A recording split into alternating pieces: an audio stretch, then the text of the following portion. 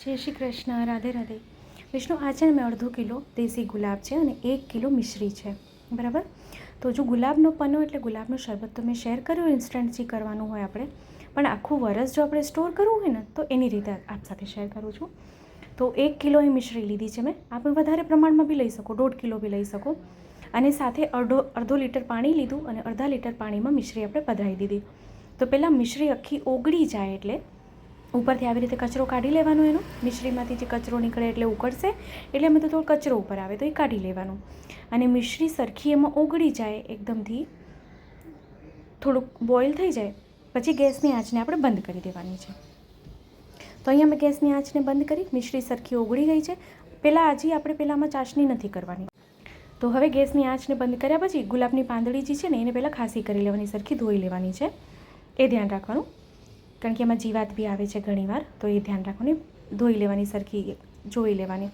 તો આવી રીતે થોડું કોઈ મોટું વાસણ હોય ને એ લેવાના, તો જેથી શું છે કે ગુલાબની પાંદડી પહેલાં તો વધારે હોય, કિલોના માપમાં લઈએ તો વધારે હોય, પણ પછી આપણે જ્યારે ગરમ જલમાં પધરાવશું ને ત્યારે સાવ ઓછી થઈ જશે. તો આમાં છે ને બધી પાંદડીઓ પધરાવી દઈએ આમાં, અને પછી ચમચો કે તવીથો કાંઈ બી લઈને એને આમાં સરખું પ્રેસ કરવાનું, એને દબાવવાનું અંદરની સાઈડમાં. તો ગરમ હશે એટલે અંદર બેસતું જશે, નરમ પોચી પડતી જશે, એકદમ સોફ્ટ થઈ જશે અને એનો કલર આખો બદલાઈ જશે. આપ જો અહીંયા કલર એનો આખો બદલાઈ ગયો. નીચેથી ઉપર કરતા છે ને તો નીચેનું ઉપર આવી જાય, ઉપર નાખું નીચે વયું જાય. એને સરખું આપણે આખી જેટલી પાંદડી છે ને બધું જલમાં આપણે ડૂબાડી દઈએ સરખી રીતે. અને પછી આપણે છે ને એને 1 રાત આમનમ રહેવા દેવાનું છે. 1 રાત આપણે રાખવાનું છે. પછી આપણે એની ચાસણી કરવાની છે. એનું જલ આખું કાઢીને પછી આપણે એને સરખી ચાસણી કરવાની છે, ઉકાળવાની છે, જેથી આપણે એને આખું વરસ સ્ટોર કરી શકીએ. તો હવે આપણે એને ઢાંકીને 1 રાત મૂકી દઈએ અને આમાંથી પછી જલ કાઢીને આપણે એને પછી બીજા દિવસે ઉકાળવા માટે મૂકી દઈશું. તો આમાં અત્યારે આપણે જોઉં તો થોડું કલર આમાં ઉતરવા માંડ્યું છે, પણ 1 રાત રહેશે ને તો આખું કલર આમાં ઉતરી જશે. પછી આપણે એને ઉકાળી લઈશું. જો અત્યારે જ એનો કલર ચેન્જ થઈ ગયો છે. તો વિડીયો આપને કેવો લાગ્યો છે કમેન્ટ કરીને ચોક્કસથી જણાવશો. અને હા, આપણા ગ્રુપમાં શેર કરશો જેથી વધુથી વધુ લોકો સુધી વિડીયો પહોંચે અને એને પણ વિડીયો ઉપયોગી થઈ શકે.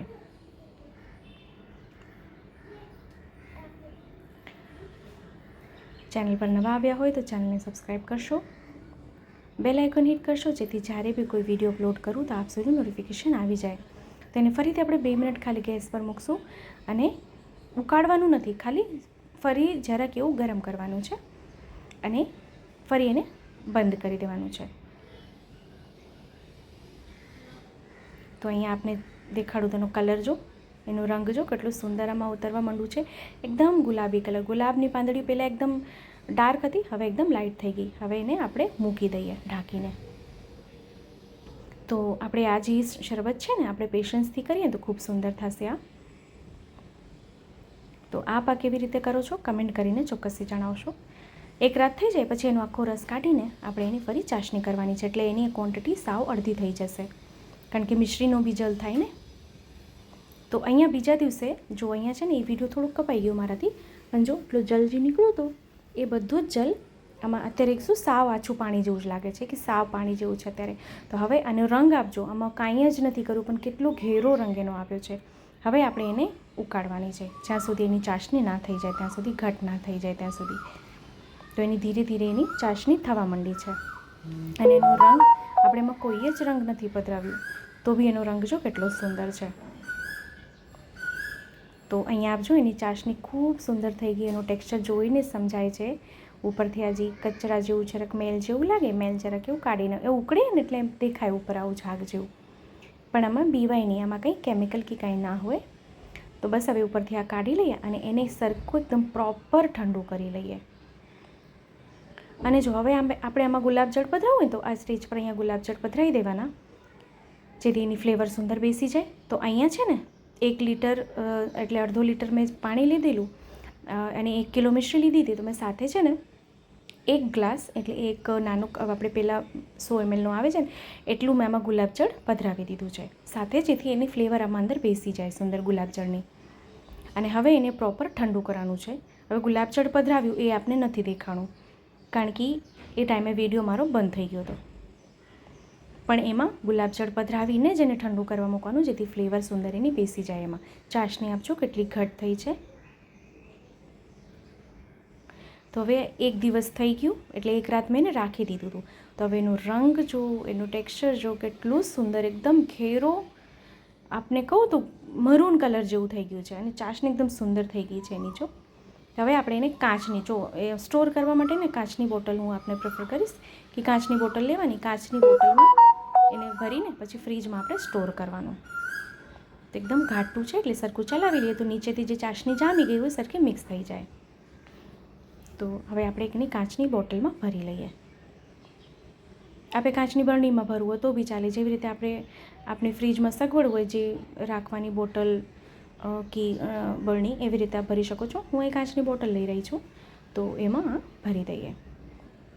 તો આપણે આ શરબત જે છે આખું વરસ આપણે સ્ટોર કરી શકીએ છીએ અને ક્યારે પણ આપણે એને વાપરી શકીએ છીએ. તો એક બોટલ અહીં મારી ભરાઈ ગઈ છે, આ મારી 1 લીટરની બોટલ છે. તો આપણે એક છે ને ખાલી કાચના એક પાત્રમાં લઈને દેખાડી દઉં કે એનું ટેક્સચર કેટલું સુંદર આવ્યું છે. તો ફરીથી આપણે કહીશ કે વિડીયો કેવો લાગ્યો છે કમેન્ટ ચોક્કસથી જ કરશો, ચોક્કસથી જણાવશો. તો આમાં 1/3 કપ જ ભરવાનું, 1/4 ભરશો તો બી ચાલશે, 1/4 જ લેવાનું કારણ કે ચાસણી ઘાટી છે. 1/4 જેટલું ગ્લાસમાં ભરવાનું અને પછી ઉપરથી ઠંડુ જલ આમાં પધરાવી દેવાનું. ગુલાબજળ હોય એટલે એની ફ્લેવર ખૂબ સુંદર આવે છે. હવે આપણે એમાં જલ પધરાવી દઈએ. તો એનો રંગ આપજો, કેટલું સરસ એનો રંગ, એકદમ ગુલાબી રંગ એનો આવે છે, મસ્ત, એકદમ સરસ સુંદર. તો આ બી ચોક્કસથી બનાવજો અને કમેન્ટ કરીને મને જણાવશો કે આપને આ રીત કેવી લાગી છે. આપ આમાં કંઈ નવીન કરતા હોય તો બી મને જણાવશો કે આપ આમાં બીજું શું નવીન કરો છો. આપને એનો નજદીકથી એનો રંગ, એનો ટેક્સચર દેખાડો બંનેનો.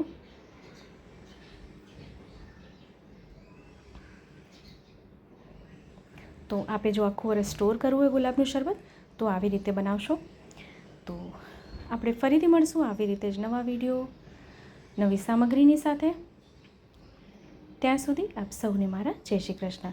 આવી બોટલ આપને ઓનલાઈન મળી જશે, અથવા તો આપ કોઈ બી મોલમાં જશો તો બી આપને મળી જશે.